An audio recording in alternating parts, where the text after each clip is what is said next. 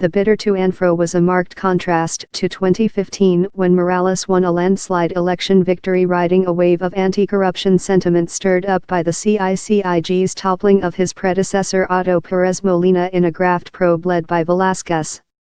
The anti-corruption body is unusual among UN agencies in that it has the power to build cases and hand them over for prosecution. Its heads were early examples of hard-charging prosecutors now fighting graft across Latin America. Initially a champion of Velasquez, Morales changed his tune when the CICIG and Attorney General Thelma Aldana announced in September 2016 they had put the president's son José Manuel and his brother Samuel under investigation for suspected fraud.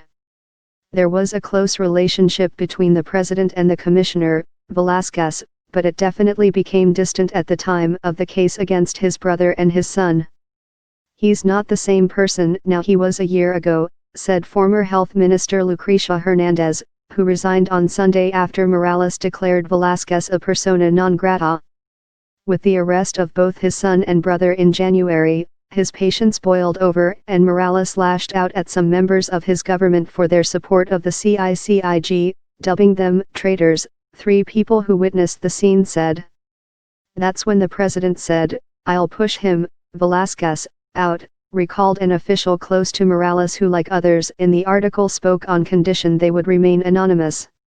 Politicized justice. According to 2 sources, at that point Morales began to seek support among those who felt threatened by Velasquez, whose investigations led to resignations by cabinet ministers under Perez and implicated more than 200 people including judges, politicians, and influential business people. Samuel and José Manuel Morales are accused of facilitating false receipts that defrauded the National Property Registry in 2013.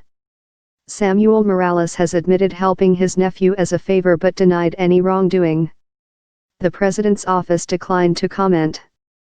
Morales justified his bid to expel Velasquez on the grounds he had overstepped his authority and politicized the justice system.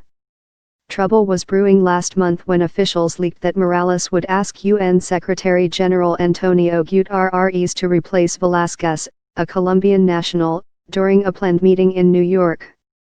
Yet before that took place, Guterres emphatically backed Velasquez, prompting Morales to request only that the Colombians stick to the CICIG's initial mandate of dismantling paramilitary groups left over from the 1960 to 1996 Civil War.